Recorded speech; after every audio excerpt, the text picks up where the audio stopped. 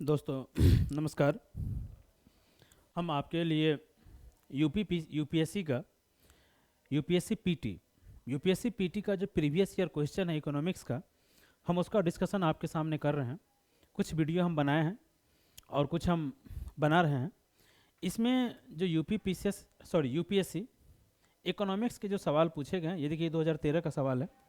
तो इसमें 2011 से लेके 2023 तक का सवाल दिया हुआ है। जब से पैटर्न 2011 में चेंज हुआ है सीसेट को लेके, तब से इसमें सवाल दिया हुआ है। तो हम उसी का डिस्कशन आपके सामने कर रहे हैं, क्योंकि पीटी एक बहुत बड़ी चुनौती है और जब तक आप प्रीवियस ईयर क्वेश्चन को नहीं समझेंगे यूपीएससी के, तब तक आपके लिए प्रीलिम्स क्वालिफाई करना बहुत मुश्किल होगा मेरे अनुसार। ऐसे अगर आप बिना प्रीवियस ईयर क्वेश्चन सॉल्व किए हुए पीटी आपके लिए आसान है तो अच्छी बात है, लेकिन मेरे अनुसार बहुत मुश्किल है। हाँ, तो प्रीवियस ईयर क्वेश्चन से क्या होता है ना, आपकी सारी कंसेप्ट क्लियरिटी हो जाती है, आप चीज़ों को बहुत बेहतर समझ पाते हैं। ठीक है, तो उसी में आप देखिए पहला क्वेश्चन है हमारा। पहला क्वेश्चन का आंसर क्या होगा बताइए जरा, देखिए। नहीं तो हम कॉन्सेप्ट के साथ आपको बताते हैं। तो देखिए पहला क्वेश्चन है कि प्रच्छन्न बेरोजगारी। प्रच्छन्न बेरोजगारी क्या होता है? जिस दिन टीचर, कोई भी टीचर, आप जहां भी पढ़ रहे हो, प्रीवियस ईयर क्वेश्चन जिस दिन आपके साथ डिस्कस करना शुरू कर दिया ना, उस दिन आपके लिए एग्जाम निकालना बहुत आसान हो जाएगा। लेकिन बहुत सारे बड़े बड़े कोचिंग संस्थान है, दिल्ली मुखर्जी नगर में बहुत बड़े बड़े कोचिंग संस्थान है, उसकी टीचर को प्रीवियस ईयर क्वेश्चन समझ में नहीं आता है। वो एक नोट्स लेके आते हैं और क्लास में देख के लिखा देते हैं, देख के लिखा दिया, विद्यार्थी खुश, क्योंकि एक बार पैसा दे के वो फंस चुका है। नहीं तो आप अगर किसी बहुत बड़े संस्थान जो दिल्ली का है, यूपीएससी में तैयारी कराता है हिंदी माध्यम का, अगर उसमें आप क्लास किए होंगे तो आपको पता होगा। ठीक है, तो चलिए हम बात करते हैं प्रच्छन्न बेरोजगारी क्या है। प्रच्छन्न बेरोजगारी वो होता है जिसे हम लोग कहते हैं कि जिसे देखिए ग्रामीण क्षेत्र है, किसान है, उसके पास खेत है, अब परिवार के जितने सदस्य हैं सभी उस खेत में लगे हुए काम कर रहे हैं। अगर उसमें से 2 सदस्य, अगर 5 सदस्य, अगर उसमें से 3 सदस्य उस खेत में काम करने ना भी जाए, तो जो उसकी उत्पादकता हो रही है ना, अगर 5 क्विंटल उपज रहा है तो 5 क्विंटल ही उपजेगा, वो 4 क्विंटल नहीं हो जाएगा। ऐसे होता है ना कि जैसे गांव घर में है, सब आदमी खेत में कुछ ना कुछ कर रहा है, लगा हुआ है, कोई काम नहीं है तो क्या करेगा, उसी को कहा जाता है प्रच्छन्न बेरोजगारी, कि मतलब छिपी हुई बेरोजगारी, कि वो बेरोजगार तो है लेकिन छिपा हुआ है। तो इसका आंसर होगा कि श्रमिक की सीमांत उत्पादकता शून्य होती है। वही हम बताएं कि 5 आदमी लगा हुआ है फिर भी 5 क्विंटल उपज हो रहा है, और 2 आदमी लगा हुआ है फिर भी, तो जो इसकी बाकी जो श्रमिक है उसकी उत्पादकता क्या है, शून्य। यही है हमारा प्रच्छन्न बेरोजगारी। समझ गए होंगे। चलिए अगला क्वेश्चन हम लोग देखते हैं कि जनकी लाभांश के पूर्ण लाभ को प्राप्त करने के लिए भारत को क्या करना चाहिए। आप जानते हैं डेमोग्राफिक डिविडेंड का लाभ अगर प्राप्त करना है तो क्या करना चाहिए था, भारत को क्या करना चाहिए था। अभी हम देखिए जैसे हमारा भारत है, सरकार कहती है कि हमारे यहाँ सबसे अधिक युवा आबादी, दुनिया में सबसे अधिक युवा आबादी हमारे पास है। तो देखिए क्या इसका आंसर होगा, कुशलता विकास को प्रोत्साहन और अधिक समाज। देखिए ये तो नहीं होगा और ये नहीं होगा, सिंपल है, शिशु मृत्यु दर में कमी। अब सामाजिक सुरक्षा योजनाओं का प्रारंभ, तो सामाजिक सुरक्षा योजना किसके लिए होता है, 60 से प्लस वालों के लिए भी तो होता है, लेकिन 60 से प्लस वाले लोग जो है डेमोग्राफिक डिविडेंड में नहीं आता है ना, इसलिए सारा सारा ऑप्शन ही गलत है, ये आंसर सही है। समझ गए, सिंपल क्वेश्चन है। तो यदि आपको ये अच्छा लग रहा हो आप हमारे चैनल को सब्सक्राइब कर लीजिए, वीडियो को लाइक कर दीजिएगा। और अगर यदि 2024 का 26 मई को पीटी का एग्ज़ाम होने वाला है, यदि इसका आप तैयारी कर रहे हैं और 26 मई को आपको एग्ज़ाम देना है, और प्रीलिम्स के स्तर पर अगर आपको कोई भी दिक्कत लग रहा है सब्जेक्ट के स्तर पे क्वेश्चन को समझने में, क्योंकि मेन समस्या होता है क्वेश्चन को समझने में, तो आप हमारे दिए गए नंबर पे हमसे संपर्क कर सकते हैं। मेरा ऑनलाइन ऑफलाइन कोर्स आप परचेज कर सकते हैं। और क्वेश्चन अगर यदि आप समझना सीख गए तो फिर आप, चूँकि होता है ना कुछ क्वेश्चन आप एलिमिनेशन के द्वारा भी बना लेते हैं, एलिमिनेट कर लेते हैं कि ये तो गलत है ये सही होगा। तो जब तक आप क्वेश्चन को समझ नहीं पाएंगे ना तब तक नहीं। और टेस्ट सीरीज, किसी भी टेस्ट सीरीज की इतनी क्षमता नहीं है कि यूपीएससी के भाषा में क्वेश्चन सेट कर दे। ठीक है, जो चुनौती है वो है। तो यदि आप 2024 का तैयारी कर रहे हैं तो कोई भी अगर समस्या हो प्रीलिम्स को लेके आप हमसे संपर्क कर सकते हैं। और वीडियो अच्छा लगा हो तो वीडियो को आप लाइक कर दीजिए, चैनल को सब्सक्राइब कर लीजिए। चलिए अगला क्वेश्चन हम देखते हैं। अगला क्वेश्चन है कि निम्नलिखित कथनों पर विचार कीजिए। विचार कीजिए, आइए विचार करते हैं भाई। कह रहा है कि एक संकल्प के रूप में मानव पूंजी निर्माण बेहतर व्याख्या उस प्रक्रिया के रूप में की जाती है, मतलब कि बेहतर मानव पूंजी निर्माण आपके यहाँ हो रहा है, आपके यहाँ जो मानव पूंजी का निर्माण है वो बहुत बेहतर हो रहा है। तो कैसे, इसमें से क्या ऐसा होगा कि आपके यहाँ मानव पूंजी का निर्माण हो रहा है? देखिए, मानव पूंजी निर्माण का मतलब क्या होता है? मानव पूंजी निर्माण क्या होता है? दो होता, एक तो होता है हमारा पूंजी निर्माण, एक होता है मानव पूंजी निर्माण। तो पूंजी निर्माण हो गया मतलब कैपिटल, पैसा, पैसा मनी, तो वो हो गया पूंजी निर्माण, कैपिटल यदि आपके यहाँ। और मानव पूंजी निर्माण हो गया जैसे कि गांव घर में क्या होता है, गांव घर में आप देखे होंगे कि किसी व्यक्ति का 4-5 या 2-3 लड़का है, वो बाहर आ गया काम करने के लिए या पढ़ाई काम किया, काम करने लगा बचपन से ही, कम उम्र से ही, तो उसके घर में पैसा तो अधिक हो जाएगा। हो सकता है उसके घर में, उसके अकाउंट में, उसके फादर के अकाउंट में 1 लाख 2 लाख 3 लाख रुपया सेविंग हो, संभव है। आपका वो ज़मीन खरीद ले, कहीं कुछ खरीद ले, बाइक खरीद ले, तो ये पूंजी तो है। लेकिन उसका लड़का अगर पढ़ा लिखा नहीं है तो मानव पूंजी नहीं होगा ना। पढ़ा लिखा जो व्यक्ति होता है वो होता है मानव पूंजी। आप कितने स्किल हैं, कितने कौशल हैं, आपके पास कितना नॉलेज है, दैट्स मानव पूंजी। और पूंजी क्या होता है? कितना रुपया है आपके पास। तो आप देखे होंगे अक्सर गांव घर में भी जिसके पास बहुत अधिक रुपया होता है वो मानव पूंजी में हमेशा, मानव पूंजी वालों से हमेशा कम ही होता है, क्योंकि एजुकेटेड आदमी को हर अधिकार पता होता है। कि जिसके पास पूंजी होता है उसको हर अधिकार समझने का अधिकार पता नहीं होता है। पैसा के बल पे आप बहुत कुछ नहीं भी कर सकते हैं, बहुत कुछ कर भी सकते हैं, बहुत कुछ नहीं भी कर सकते हैं। लेकिन यदि आपके पास नॉलेज हो, सामने वाले अथॉरिटी से आपके पास अगर सवाल पूछने की जानकारी हो, तो आप हर काम करवा सकते हैं। ठीक है, चलिए तो अब देखिए इसका ऑप्शन क्या है। पहला है किसी देश के व्यक्ति अधिक पूंजी का संचय कर पाते हैं। हम चूंकि बता चुके अधिक पूंजी मतलब कैपिटल, तो कैपिटल निर्माण ये तो नहीं होगा ना, मानव पूंजी में तो नहीं होगा, अंतर हम बता चुके बेसिकली। तो क्या है आपका ऑप्शन 1 तो गलत हो जाएगा ना, बताइए। फिर कह रहा है कि देश के लोगों के ज्ञान कौशल स्तर क्षमताओं में वृद्धि हो पाती है, सही है, आपको हम बता चुके हैं कि वृद्धि, तो दूसरा हमारा सही है। अब यदि हम ऑप्शन पे आते हैं तो ऑप्शन पे दूसरा सही हो गया। तीसरा है गोचर धन का संचय होता है, दैट मीन टेंजिबल वेल्थ। तो टेंजिबल वेल्थ क्या होता है? टेंजिबल वेल्थ होता है फिजिकल, जिसे हम देख सकते हैं। जैसे हमने गाड़ी खरीदी, हमने बाइक खरीदा, हमने 4 व्हीलर खरीदा, हमने मकान खरीदा, हमने लैपटॉप लिया, तो ये होता है टेंजिबल। और दूसरा दिया है कि इंटेंजिबल वेल्थ। इंटेंजिबल वेल्थ क्या होता है? जिसे हम देख नहीं सकते, जिसे हम आपको पढ़ा रहे हैं। तो ये हमारे पास क्या एक कौशल है, तो हम आपको नॉलेज है तो हम आपको पढ़ा रहे हैं, दैट मीन्स इंटेंजिबल। यदि आप कोई पुस्तक लिखते हैं तो वो होता है हमारा इंटेंजिबल। आप पुस्तक लिखते हैं, मार्केट में पुस्तक बिकती है, तो वो क्या होता है? आपको रॉयल्टी देता है, तो वो अपने दिमाग की उपज खा रहे हैं ना। तो क्या है? तो देश कौशल का स्तर है, ज्ञान का है वो। तो फिर ये चौथा आंसर अगोचर धन यही होता है, चौथा सही है। तो यहाँ पे आंसर हो जाएगा C 2 और 4। उम्मीद करते कि आप समझ रहे हैं कॉन्सेप्ट को। फिर भी कोई दिक्कत हो आप हमें पूछ सकते हैं, कोई दिक्कत नहीं है, मेरा फ़ोन नंबर दिया रहता है, आप फ़ोन कर सकते हैं। तो अगोचर धन यही होता है, इंटेंजिबल। चलिए अगला चलते हैं हम। आगे है 154 नंबर, किसी भी देश के संदर्भ में निम्नलिखित में से उसे सामाजिक पूंजी। अब देखिए यहाँ पे क्वेश्चन, देखिए यहाँ पे क्या लिखा है, सामाजिक पूंजी। इससे पहले हमने क्या पढ़ा था? मानव पूंजी, मानव पूंजी, और एक होता है पूंजी जिसे हम लोग कहते हैं कैपिटल या टेंजिबल पूंजी। 3 तरह की पूंजी। अब बताइए सामाजिक पूंजी क्या होगा? जनसंख्या में साक्षरों का अनुपात। आप कहेंगे सर ये तो सही हो सकता है, साक्षरों का अनुपात, बिल्कुल ठीक है, लेकिन साक्षर का अनुपात मानव पूंजी होगा ना? ये बताइए, ये तो मानव पूंजी होगा। आप अगर शिक्षित हैं, पढ़े लिखे हैं, कौशल युक्त है, तो ये तो मानव पूंजी होता है ना। अगला आता है इसके भवनों, अन्य आधिकारिक संरचना और मशीनों का स्टॉक, तो ये तो पूंजी हो गया ना। अभी हम अंतर बता चुके हैं, पूंजी हो गया। और तीसरा कार्यशील आयु समूह में जनसंख्या का आमाप।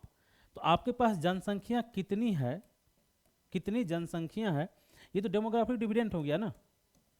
डेमोग्राफिक डिविडेंड हो गया ये, कि नहीं हुआ? जनसंख्या लाभांश हो गया। आपके पास यदि जनसंख्या का आमाप कार्यशील में यानी 15 से 59-60 साल की उम्र में बहुत अधिक है, तो ये तो डेमोग्राफिक डिविडेंड हो गया। हाँ, फिर है कि समाज में आपसी भरोसा, तो ये हो गया सामाजिक पूंजी। समाज में आपसी भरोसा क्या होगा? सामाजिक पूंजी होगा ना, कि नहीं होगा? ये बताइए। तो ये इसका आंसर हो जाएगा डी। अब देखिए हमने आपको कॉन्सेप्ट समझाया, पीछे वाले क्वेश्चन में मानव पूंजी समझा दिया, आप आसानी से आंसर निकाल लिए। यही होता है, यदि आपको कॉन्सेप्ट पता हो और वो प्रश्न के अनुसार, क्वेश्चन के अनुसार अगर आपको कॉन्सेप्ट समझाया गया हो तो आप बहुत बेहतर आंसर कर पाएंगे, पीटी में बहुत बेहतर परफॉर्म कर पाएंगे। यही कॉन्सेप्ट। इसी तरीका से हम अभी इकोनॉमिक्स कर रहे हैं, फिर हम हिस्ट्री शुरू करने वाले हैं, पॉलिटी फिर होगा, फिर साइंस टेक होगा। तो आपको जहाँ दिक्कत हो आप हमसे ऑनलाइन जुड़ सकते हैं, ऑफलाइन जुड़ सकते हैं। मुखर्जी नगर में हमारी कोचिंग चलती है। आप अगर दिल्ली के आसपास हैं तो आप हमारे पास आ सकते हैं। चलिए अगला सवाल देखिए। अगला सवाल है किसी दिए गए वर्ष में, किसी दिए गए वर्ष मान लीजिए हमारा 2023 से 24, दिए गए वर्ष में भारत में कुछ राज्यों के आधिकारिक गरीबी रेखाएं अन्य राज्यों की तुलना में उच्चतर है। मतलब कह रहा है कि भारत की जो आधिकारिक गरीबी रेखाएं हैं किसी राज्य में कम है, किसी राज्य में अधिक है, अन्य राज्य में उच्चतर है। क्यों ऐसा क्यों होता है कि हर राज्य का गरीबी रेखा अलग अलग ऐसा क्यों हो जाता है कि क्यों? वही तो कह रहा है कि आधिकारिक गरीबी रेखा अन्य राज्यों की तुलना में उच्चतर है, तो ऐसा क्यों होता है? तो पहला लिखा है सकल राज्य उत्पाद अलग राज्यों में अलग अलग होती है, तो ये तो गलत हो जाएगा। ये कह रहा है कि जीडीपी हर राज्य का अलग अलग होता है, तो जीडीपी से अलग अलग है तो उससे गरीबी का कोई तात्पर्य नहीं है। क्यों नहीं? आप कहेंगे क्यों नहीं है भाई? जीडीपी अगर मान के चलिए कि उस किसी राज्य का कम ही है, लेकिन उस राज्य की राज्य सरकार पब्लिक वेलफेयर पे अच्छा खासा पैसा खर्चा करती है, तो फिर क्या होगा? गरीबी तो नहीं रहेगी वहां पे ना। ठीक। सार्वजनिक वितरण प्रणाली गुणता, अब हमारे यहाँ पे लिखा पब्लिक डिस्ट्रीब्यूशन, तो पीडीएस में चावल गेहूं दिया जाता है फ्री में, जानते हैं आप, तो उसकी यहाँ पे लिखा गुणता क्वालिटी, उससे क्या फर्क पड़ता है भाई? कि ऐसा थोड़ी है कि अलग राज्य, इस राज्य में अच्छे क्वालिटी का चावल दिया जाता है और इस राज्य में कम क्वालिटी का चावल दिया जाता है। सरकार अलॉट करती है, सब एक ही क्वालिटी का होता है, थोड़ा 19-20 फर्क हो सकता है, लेकिन ऐसा तो नहीं होता है, तो ये भी गलत है। अब देखिए गरीबी की दर अलग अलग राज्यों में अलग अलग होती है, ठीक है, गरीबी की दर अलग अलग राज्यों में अलग अलग होती है, ये गलत बात है। क्यों? कहीं क्यों? गरीबी की रेखा भारत सरकार तय करती है। आप जानते हैं नीति आयोग कह दिया अभी कि हमारे यहाँ इतना % बाई मल्टीपल पॉवर्टी इंडेक्स से लोग बाहर निकले हैं। अभी जो कंज्यूमर उपभोक्ता सर्वे आया है, कितना पैसा खर्च करता है, उसमें कहा गया है कि 5 NSSO का सर्वे है कि 5% अभी हमारे यहाँ गरीब बचा है। तो ये क्या? इसका आंसर होगा सी। यदि आप कंज्यूमर सर्वे पढ़ेंगे जो अभी हाल ही में NSSO ने जारी किया है, 5 साल जारी होता, 2011 के बाद ये पहली बार जारी हुआ है, 2017 में होना चाहिए था लेकिन नहीं हो पाया था, उपभोक्ता सर्वेक्षण। तो उसमें दिया है कि अलग अलग राज्य की सरकार, जो अलग अलग राज्य की जो व्यक्ति है, लोग हैं, वो अलग अलग पैसा खर्चा करता है। कोई 3,000 कर रहा है, कोई 3,500 कर रहा है, कोई 2,000 2,500 कर रहा है। तो ये क्या है? अलग अलग राज्य में वस्तुओं की जो कीमत है ना, वो कीमत स्तर अलग अलग होती है। अब जैसे आप सुनते होंगे, जैसे हरी सब्जी है, मार्केट में हरी सब्जी महंगी मिलती है, दिल्ली में महंगी मिलती है, लेकिन सुदूर ग्रामीण इलाके में सस्ती मिलती है। मिलती है नहीं मिलती? आप बताइए। हो सकता है सुदूर ग्रामीण इलाके में आटा थोड़ा सस्ता हो, दिल्ली में आटा थोड़ा महंगा हो, तो क्या होगा? वस्तु की कीमत अलग अलग हो गया ना। अगर आप थोड़ा सा भी लॉजिक लगाते क्वेश्चन सॉल्व हो जाता। तो ये ऐसा ही लॉजिक लगाना पड़ता है। तो ये डिपेंड करता है जहाँ आप क्लास लेते हैं वो आपको टीचर करवाता है कि नहीं करवाता है, उसके ऊपर निर्भर करता है। आइए अगला क्वेश्चन क्या है। अगला क्वेश्चन है कि राष्ट्रीय विकास परिषद योजना आयोग का एक अंग है, तो ये सही है। लेकिन देखिए ये क्वेश्चन 2013 में पूछा गया है, इस क्वेश्चन को हम छोड़ रहे हैं। क्यों छोड़ रहे हैं? क्योंकि ये योजना आयोग प्लानिंग कमीशन अब समाप्त हो चुका है, अब बन गया है नीति आयोग। नीति आयोग अब काम कर रहा है, तो इसीलिए, और 2013 का भी ये सवाल है, 14 के बाद चीज़ें बदल चुकी हैं, इस क्वेश्चन को हम छोड़ रहे हैं। ठीक है, चलिए आगे चलते हैं। 157 नंबर, तो ये भी 2013 का है, राष्ट्रीय विकास परिषद। ऐसे भी राष्ट्रीय विकास परिषद का अध्यक्ष जो है प्राइम मिनिस्टर होते हैं, तो वित्त आयोग इसके अध्यक्ष नहीं होते हैं। बाकी ये सारे के सारे 1, 3 और 4 सही है, जिसका बी आंसर हो जाएगा। ये हम इसलिए बता दिए क्योंकि एनडीसी अभी टेक्निकली रूप से समाप्त नहीं हुआ है, एनडीसी अभी बना हुआ है, हाँ उसकी बैठक उठक नहीं होती है। ठीक है, चलिए अगला है 12वीं पंचवर्षीय योजना। तो ये योजना अब खत्म हो चुका है। बिहार, इसका आंसर ऐसे डी होगा। ये किया गया था, उस समय घोषणा किया गया था 12वीं पंचवर्षीय योजना में तीव्रतर, धारणीय एवं अधिक समावेशी विकास। तो ये हम उसके लिए बताए, चूँकि जो लोग बीपीएससी का तैयारी कर रहे हैं या यूपीपीसीएस का भी, तो पंचवर्षीय योजना से सवाल अभी भी पूछ लेता है। अब बिहार में देखिए पंचवर्षीय योजना सवाल पूछ ही लेता है कि किस पंचवर्षीय योजना का क्या लक्ष्य था। हो सकता है यूपीएससी भी रिपीट कर दे, क्योंकि वो हमारे देश के, इसलिए पंचवर्षीय योजना हमें पढ़ना चाहिए था कि हमारे देश के इकोनॉमिक ग्रोथ में पंचवर्षीय योजना का बहुत महत्वपूर्ण योगदान रहा है।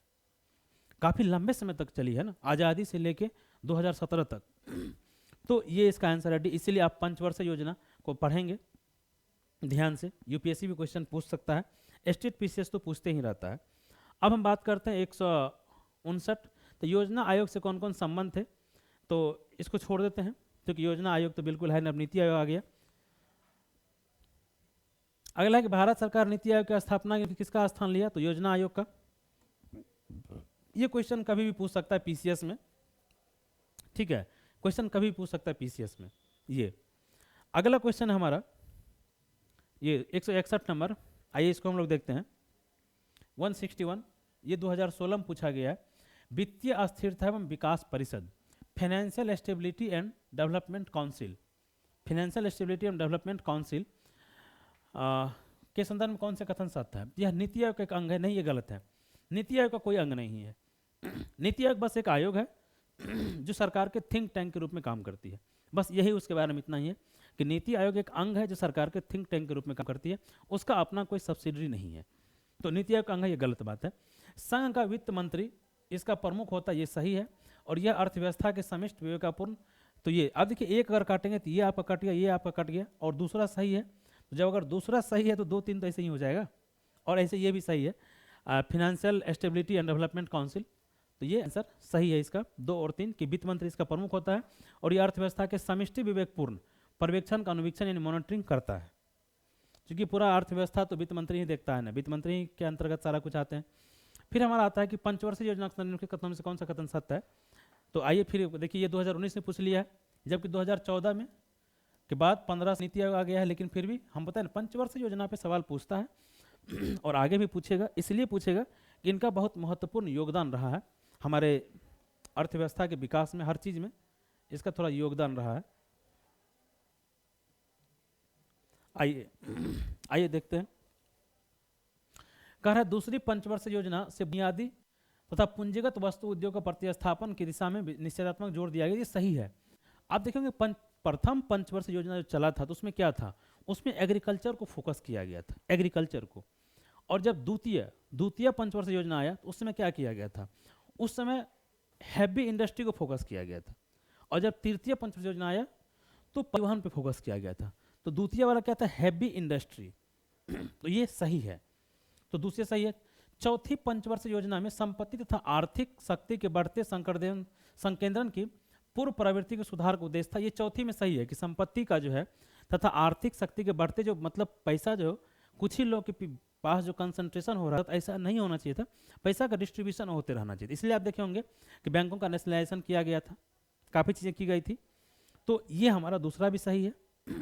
तीसरा, पांचवी पंचवर्षीय योजना में पहली बार वित्तीय क्षेत्र को योजना का अभिन्न अंग के रूप में शामिल किया गया था, ये सही है, ठीक है। यानी financial sector, fifth finance commission की फाइनेंशियल सेक्टर को include as a integral part of the plan, मतलब कि जो हमारा फाइनेंशियल सेक्टर था, बीमा कंपनी, बैंक, आरबीआई, सेबी, सब, तो ये योजना बनाने में सहयोग करे, तो ये हमारा सही था। तो इसका आंसर हो जाएगा 1 2 और 3, ये सभी सही है। चलिए थोड़ा अगला क्वेश्चन देखिए, 162 163 वर्ल्ड इकोनॉमिक आउटलुक रिपोर्ट, तो ये तो आईएमएफ मुद्रा कोष आता है, अंतर्राष्ट्रीय मुद्रा कोष, वर्ल्ड इकोनॉमिक आउटलुक रिपोर्ट आता है हमारा आईएमएफ। ये इस तरह का सवाल भी पूछते रहता है, स्टेट पीसीएस भी पूछता है, यूपीएससी भी पूछता है कि कौन सा रिपोर्ट कौन जारी करता है, तो ये आपको पता होना चाहिए था। जैसे ग्लोबल जेंडर गैप रिपोर्ट आता है, अभी ह्यूमन डेवलपमेंट इंडेक्स रिपोर्ट आता है, मल्टीपल पॉवर्टी इंडेक्स आता है, यूएनडीपी के द्वारा मल्टीपल पॉवर्टी इंडेक्स आता है, नीति आयोग भी हमारा सूचकांक जारी करता है।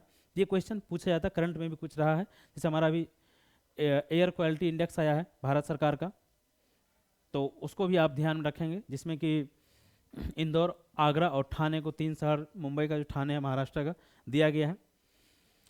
अगला है 164 नंबर, तो ये है क्या, भारतीय अक्षय ऊर्जा विकास एजेंसी लिमिटेड, तो ये तो कॉन्सेप्ट वाला सवाल नहीं है, ये तो फैक्ट वाला सवाल है, तो इसका दोनों सही है। अक्षय ऊर्जा विकास, आप देखिए रिन्यूएबल एनर्जी के सेक्टर में सरकार कितनी काम कर रही है, तो ये अक्षय ऊर्जा विकास एजेंसी है, तो ये एक पब्लिक लिमिटेड कंपनी है और ये बैंकिंग काम नहीं करती, गैर बैंकिंग वित्तीय कंपनी है, ठीक है, ये दोनों सही है। चलिए आगे चलते हैं हम लोग 164 के बाद 165 पे। हाँ 165 है हमारा कि विश्व आर्थिक संभावना रिपोर्ट, तो विश्व आर्थिक संभावना रिपोर्ट कौन जारी करता है, तो ये विश्व बैंक जारी करता है। देखिए रिपोर्ट से क्वेश्चन पूछा है, आगे पूछेगा, ये पूछा ही जाता है। तो विश्व आर्थिक संभावना रिपोर्ट भी विश्व बैंक के द्वारा जारी किया जाता है, ठीक है। अगला चलते हैं, अगला है एग्रीमेंट ऑन एग्रीकल्चर, तो अभी देखिए आपको मालूम होगा कि अभी WTO की बैठक हुई थी दुबई में, ठीक है, WTO की बैठक।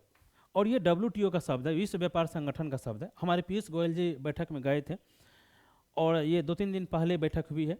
तो आपको पता होना चाहिए था, शायद 26, 27, 28 फरवरी को हुआ था, 26, 27, 28 फरवरी को बैठक था, तो 2-4 दिन पहले, थोड़ा 1 सप्ताह पहले, सॉरी।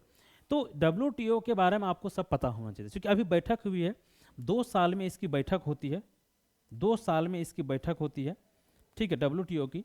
और इस मिनिस्ट्रियल कॉन्फ्रेंस ये होता है, और मिनिस्ट्री जो भी जितने भी देश इसके मेंबर हैं सभी के मिनिस्टर आते हैं, कॉमर्स मिनिस्टर वहाँ पे निर्णय लेते हैं। तो WTO की बैठक हुई है, उसमें क्या निर्णय लिया गया है उसके बारे में आपको पता होना चाहिए था। तो अगर पता है तो ठीक है, नहीं पता है तो पता कर लीजिएगा, नहीं तो हमसे संपर्क कर लीजिएगा, हम बता देंगे। तो ये हो गया हमारा। फिर वहीं देखिए इसका अगला क्वेश्चन देख लीजिए, 167 क्वेश्चन। इसमें भी क्या कह रहा है कि amber box, blue box, green box, तो WTO का मामला है। तो WTO से हम क्या बताए, क्वेश्चन पूछ रहा है, कई बार पूछा है, तो ये अभी चर्चा में है, तो संभावना है पूछने की, ठीक है। फिर हमारा है IMFC, अगला क्वेश्चन हम देखते हैं, international monetary and financial committee. तो IMFC विश्व अर्थव्यवस्था से सरोकार रखने वाले विषयों पर चर्चा करता है और अंतर्राष्ट्रीय मुद्रा कोष को उसके कार्य दिशा पर सलाह देता है। सही है ये, अंतर्राष्ट्रीय मुद्रा कोष, international monetary and financial committee, ये सही है स्टेटमेंट। और IMFC की बैठक में विश्व बैंक पर्यवेक्षक की भांति भाग लेता है। IMFC की बैठक विश्व बैंक, ये भी सही है, दोनों स्टेटमेंट इसका सही है। तो देखिए क्वेश्चन पूछ रहा है विश्व बैंक, WTO, यहाँ से क्वेश्चन आता है, आपको पता होना चाहिए था, ये दोनों स्टेटमेंट सही है। इकोनॉमी में IMFC एक इंटरनेशनल लेवल की बॉडी है, यहाँ पे लिखा हुआ इंटरनेशनल मॉनेटरी, मॉनेटरी मतलब पैसा, फाइनेंशियल कमिटी। तो समझ, यहाँ पे कोई कंसेप्ट वाली बात है नहीं, आप थोड़ी सी जानकारी वाली बात है। आइए अगला देखते हैं। अगला है व्यापार करने की सुविधा सूचकांक। तो ये हमारा क्या था, ईज ऑफ डूइंग बिजनेस। तो ईज ऑफ डूइंग बिजनेस क्या, अब तो बंद हो गया, विश्व बैंक जारी करता था, ठीक है। तो उम्मीद करते हैं कि आपको ये समझ में आया होगा। अब इससे आगे जो कुछ क्वेश्चन है उसको हम होगा तो डिस्कस कर देंगे किसी रोज़, टाइम हमको मिला तो। नहीं तो चूँकि मेरा स्पष्ट मानना है कि आपके साथ हम हर चीज़ फ्री में शेयर नहीं कर सकते हैं, क्योंकि हम जी जहाँ पे संस्थान चलाते हैं हमें भी रेंट देना होता है भाई। तो आपको हमारा कोर्स परचेज करना पड़ेगा यदि आपको ज़रूरत है तो, और नहीं ज़रूरत है तो फिर जितना हम फ्री में संभव है हमसे हम अवेलेबल करवा देते हैं। तो उम्मीद करते हैं कि वीडियो आपको अच्छा लगा होगा। चैनल आप सब्सक्राइब कर लीजिए, वीडियो को लाइक कर दीजिएगा। और यदि आपको ज़रूरत हो, यदि आप 2024 प्रीलिम्स को टारगेट किए हो UPSC का और UPPCS का भी, तो अगर आपको ज़रूरत हो तो आप हमारे दिए गए नंबर पर संपर्क कर सकते हैं। ऑनलाइन या ऑफलाइन कोर्स हमारा परचेज कर सकते हैं। मुखर्जी नगर में हमारी ऑफलाइन संस्थान चलती है, ठीक है। चलिए, बहुत बहुत धन्यवाद आपको।